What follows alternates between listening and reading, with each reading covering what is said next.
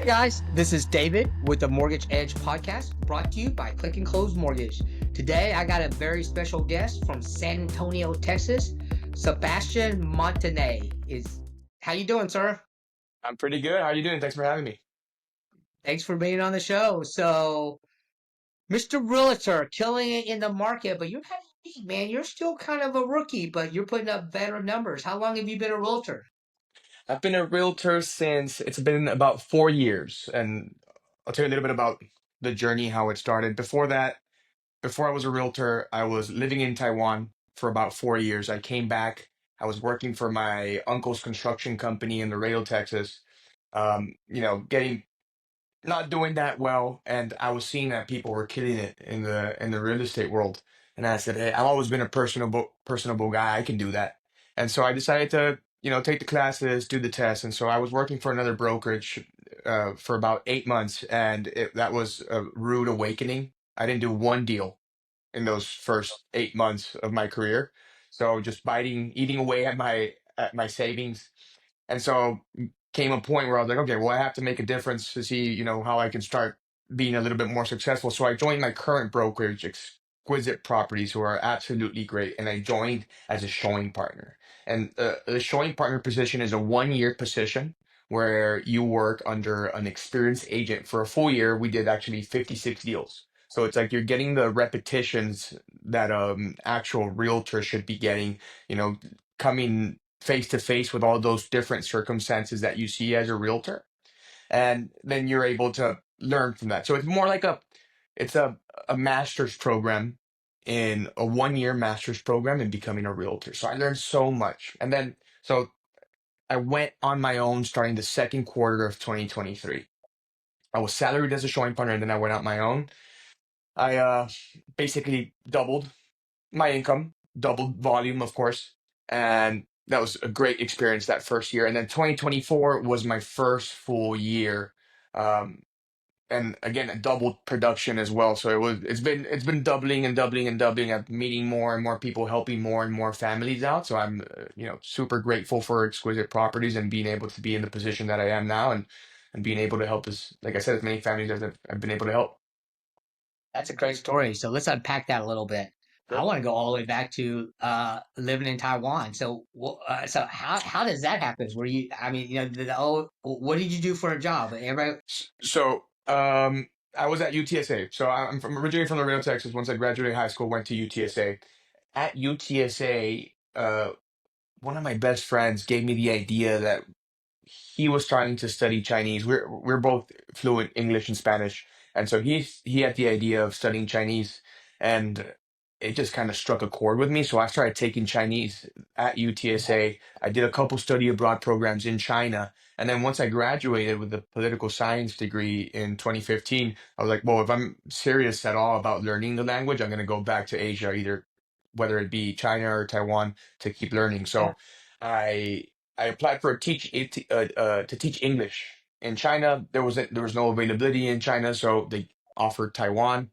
I went to Taiwan. I was looking to use it as a resume builder for law school. That's yeah. what my original plan was, and I just loved it so much. Instead of staying for that originally intended 1 year, I ended up staying for about 4 years. And yeah, I opened up a taco stand over there. It was a crazy, crazy experience. Really fun. A great, great country. Shout out to all the people in Taiwan. They're very, very welcoming people. That's awesome. That's awesome. Yeah, So I pulled something out there. Did you say law school, I or are you wanted to gonna do go? law school. I wanted to do law school, and I just enjoyed the island life so much. I just kind of put it in the back burner, and it's gone now. Well, Taiwan's a beautiful place. So Yeah, yeah, it is. It is beautiful. yeah. So you come back. You work for your uncle's construction company. What'd you do for the construction company? I was more or less a Or supervisor, project supervisor. I managed a 36 condo project um, hmm in Laredo, Texas. So I got a lot of experience in working with all these different tradespeople, electricians, plumbers, carpenters, a lot of different workers, and so I feel that I'm able to incorporate that 1 year journey that I had into the real estate world, to being a realtor. I feel like I have a different perspective that maybe strictly salespeople do. I also have that somewhat of a construction. It was 1 year. I don't have, I wouldn't call it a background, but it was a great learning experience. It's a lot more than 99.9% of the realtors out there. So I Yeah, would say you're the resident expert on that. You get to yeah, walk in and see if something's really messed up or not before they order an inspection or so forth. So fast exactly. forward, fast forward. I can't say enough how many people fail as realtors. I think last year alone, though I saw a stat that 70% of the realtors in the United States did sell zero transaction, zero. Yes. Um, and so that happens a lot more than, and the fact that, you worked 8 months at a company and didn't sell anything, and then you go to a company where they have a mentorship program and show you how to do it and stuff like that. So let's talk about that because I think that was big. I think that was the catalyst of what propelled you to where you're at today. So were you on salary? Because again, realtors are 1099 independent contractors. Or did they pay you some money while you were in an apprenticeship or while you were learning? Yeah, so during that showing partner program, you are on a salary position for $30,000 a year at the time. I think that it's increased since then, but yeah, it was tough either way. There are commissions included if you bring your own steer deals to the table, but it's not a huge percentage of commission. So the logic behind it is this person, this realtor that you're working under is spending, time and effort to be able to train you and coach you to become a solid realtor in the market. And you'd pay him back by bringing business to them. That's kind of the logic behind it. But yes, you are on a salary as well. And again, That's that awesome. was a great learning experience. I think the biggest thing for me there is, 'cause again, from Taiwan, I was working Monday to Friday, always had weekends off. It was always weekends off. It's my whole life. It's been weekends off. You rest on the weekends. Um, and so that was kind of a bit of a shock there, because as a realtor, I get, as a lender as well, you very well know that weekends, that's when people are looking for homes. That's when people need pre-approval letters. And so there's no rest. There's no taking breaks on weekends anymore. And so that was the kind of the big first lesson. I think anybody can be successful in this world, in the real estate world. I just think it's not passive. A lot of people become realtors because they can control their schedules a little bit better, or because they Yeah. want the freedom to do things. I think it's the opposite. I think you got to work harder, because you don't have it's not just 9 to 5. It's 8 to 8 or 8 to 10. Sometimes you get calls from clients at 10 p.m. You have to answer, hey, help them with whatever it is, right? And so I think that was kind of one of the main lessons that I learned as a showing partner, aside from all the technical contracts, um, and every other aspect of being able to go through that transaction. Just the work ethic was huge to be able to carry that on to now where I am a solo agent. Yeah. So let's fast forward. Can you imagine being in any other job besides a realtor? Is this what you're going to do for the rest of your life, I Sebastian? think I think so. Yeah. I mean, I'm also part owner of a restaurant here in San Antonio, and so but this is what I do. 90% of what I do is this, and I love it. I mean, I'm not gonna tell you I love writing contracts. I don't. You know, I wish I had an assistant to just write up all my contracts, and that's the next step.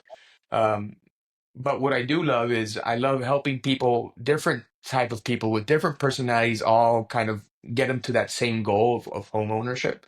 And so, yeah, Yeah. to answer your question, yes, I do see myself doing this at least for the foreseeable future.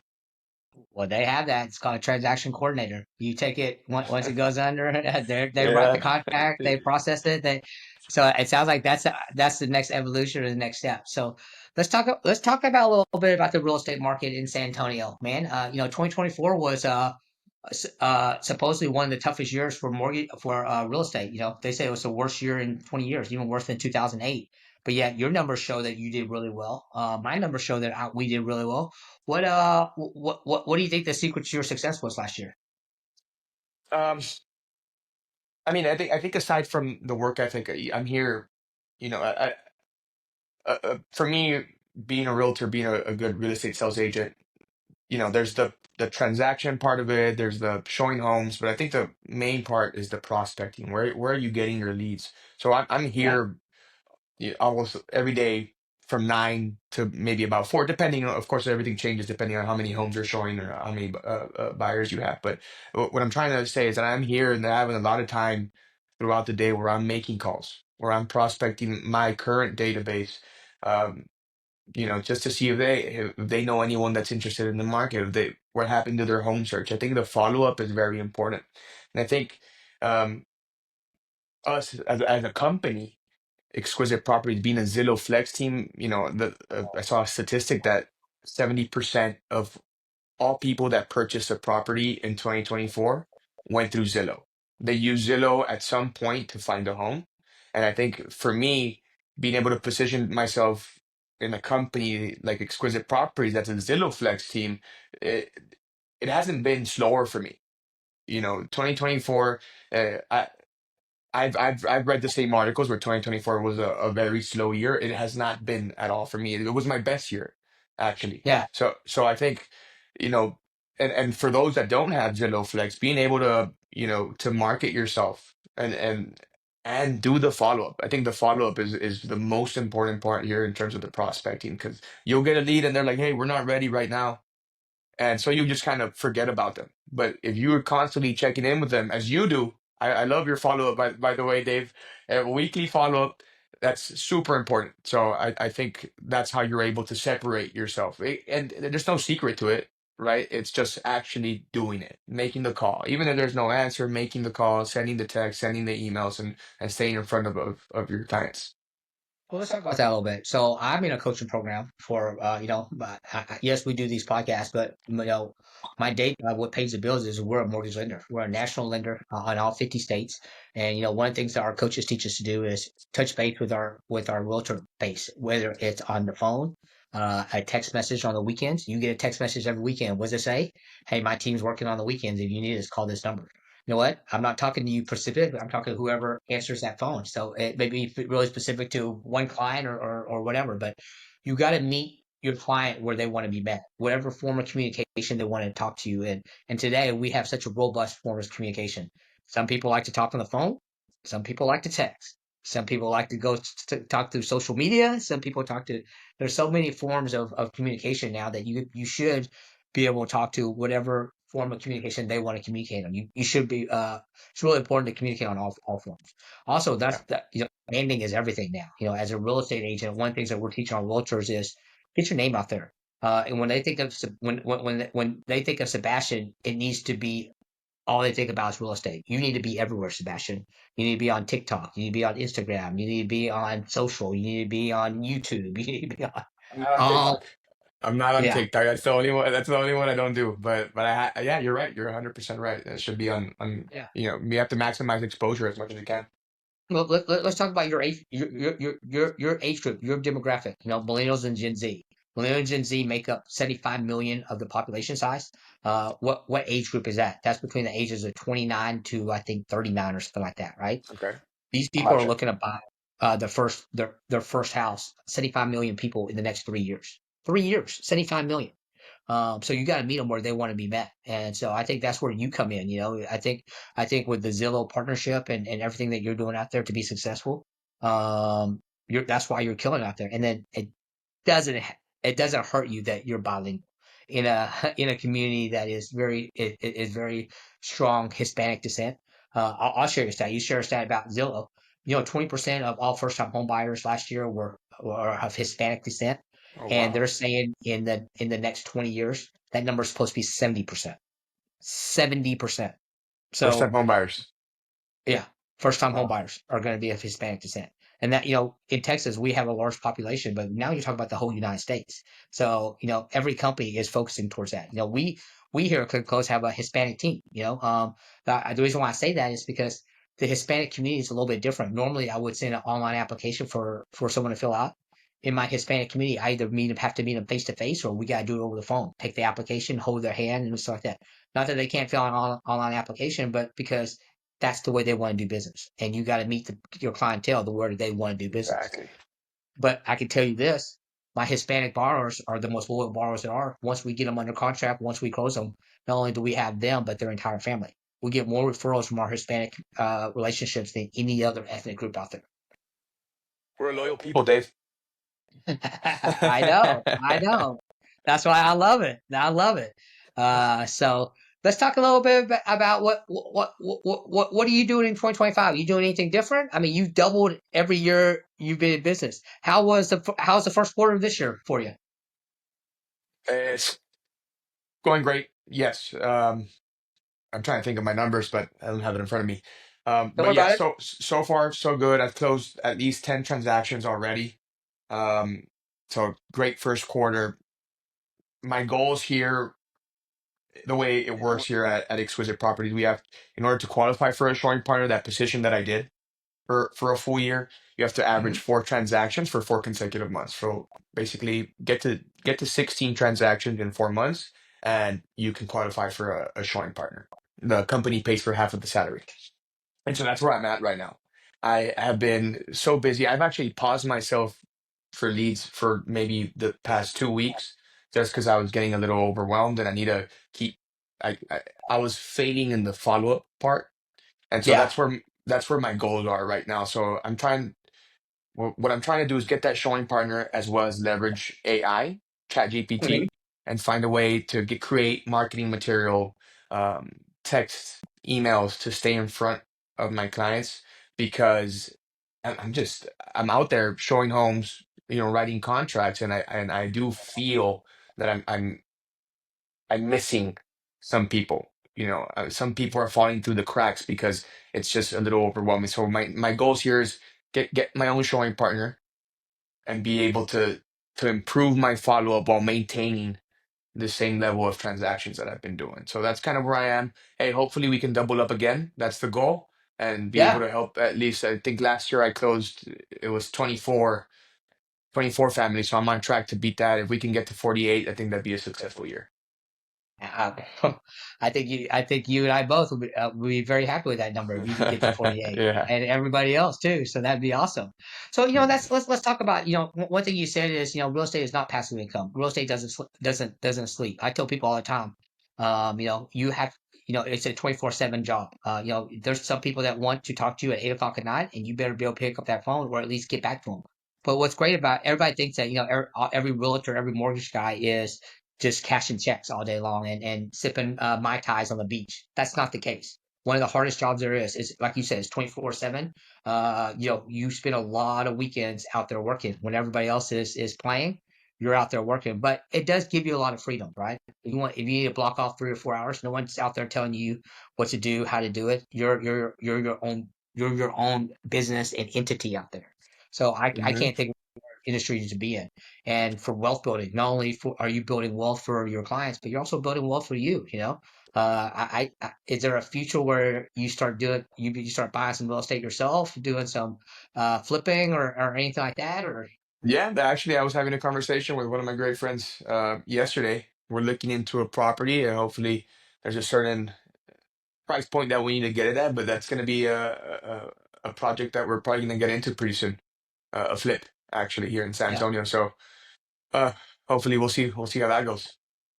yeah, But I mean, yeah. I That's think that's awesome. definitely the goal, and that's the reason. So, I think the reason why I joined, why I wanted to become a realtor, aside, from getting paid a little bit better than I was getting paid at the time, was um, I wanted to. I'm a I'm a jujitsu MMA practitioner. I've been Hmm. doing that for a very long time. I actually when I had an MMA fight in Taiwan, and so the reason I originally joined was because I wanted to have more time to be able to do the martial arts. And how was I going to do that? I was going to start building a little bit of cash to be able to start getting into rental properties.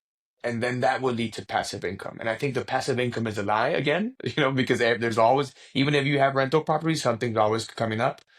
So, but that was the original idea. But yes, I still, I am blessed to be able to take a couple of hours off and do a podcast with you, and so, or whatever it is, or go train at midday and then come back to work till later in the night. So I I I I do appreciate having that flexibility in my schedule. But still, again, just to be clear, it's not like you're wasting time. It's not like you're taking it easy. So Yeah. it's a lot of work. So let's unpack that a little bit. So I love MMA. The fact that you said you did a training match or whatever. Are you doing it semi-professionally, just No, here and there? that was the goal at some point, and then age, father time is undefeated, and so my knees are also pretty banged up, and so I had to kind of uh step away a little bit. But yeah, so in Taiwan, I've been boxing for a very long time. In Taiwan, I started doing jiu-jitsu. I had an MMA fight over there. I won, so I felt great about it. Came back over here, and I've been training since. I train every day, sometimes twice a day, and so yeah, that actually that keeps me. I like the martial arts because it keeps me it instilled a discipline in me that I've been able to carry over here. Like if you say you're gonna go train or if you say you're gonna go work at a certain time, you better be there, right? And so Right. yeah, I think it's a great sport for if you want to do it professionally or if you want to use those lessons that you learn from there in other aspects of your life. Yeah, yeah. So what is it that how do you connect with your people? Because you obviously, I mean, you're a great guy. Every time I talk to you, I feel like you make it very personable and easy to talk to. What is it that you bring to your clients that separates you from other realtors? Well, I mean, I think a lot of agents are in it. That's why I'm very careful when I say that I got into it just for money. I think originally that was the thing, but for me and this is something I got from my broker Michael Harper, is you're investing in relationships, not in sales. I don't care. I'm not gonna try to push you towards a sale. I need to make sure that you're 100% comfortable with the purchase that you're about to make. It's a huge purchase, right? And for a lot of people, it's the biggest investment that they make in their lifetime. So I need to make sure that you are 100% comfortable with the purchase before you move forward. I'm never going to try to push a sale on you because I'm trying to make a commission. That's not what I do, because if I do that, that's going to hurt my business. You're going to tell people this guy, he sucks. He got me into this house, into this terrible house just because he wanted his commission. On the other spectrum, if I invest in the relationship, I'm like, hey, maybe this one, we should think about this one. They're more likely to refer business to me, to send more business to me because of how I took care of them. So for any realtor out there, I think it's about investing in the relationship, not investing in the sale. And I think that's what separates me. Well, Sebastian, I mean, I could sit here and talk to you all day, but it's Friday, and I know you're busy. This is, Fridays is the beginning of your work week for Oh for yeah, Saturday and Sunday. So I know you got things to do. What should we have talked about that we did talk about today? sure. I think we covered a lot of it. I mean, I would just re-emphasize that as a realtor, I think it's important to invest in relationships and not in sales. That's what I think separates me, and staying disciplined in what you're doing, staying very, consistent in your follow up, consistent in your work ethic, and I think anybody can be successful in this business as long as you have the right Well, intentions. I 100% agree. And with that being said, Sebastian, if I'm looking for real estate in the San Antonio area and the people want to find you, and I know they do, how do they find Sebastian? Well, my number is 210-996-9083. I'm on Instagram as Sebastian Montante Realtor, and I'm on Facebook as Sebastian Montante Realtor. Uh, Message me, call me. My email is Sebastian at exquisitesa.com. Email me, whatever it is. Send me some signals. Be ready to help you all out. And if you guys are watching this live, you saw this go across the lower thirds. And if you're looking for real estate in the San Antonio area, there's only one person I'd call, and that's Sebastian. I mean, think about that, guys. English teacher, overseas, ex-MMA fighter, and now uh, realtor slash restaurateur guy. I mean, I think you just hanging out with Sebastian, you're gonna get a lot of information, and it's gonna be a lot of fun. So, with that being said, don't hesitate to call him. He's available 24/7 because his phone is always on. So, thanks for being with us today. I'm David Wynn. I'm with the Mortgage Edge podcast. You guys have a great weekend, and we'll see you next time. Bye, Thanks, guys. guys.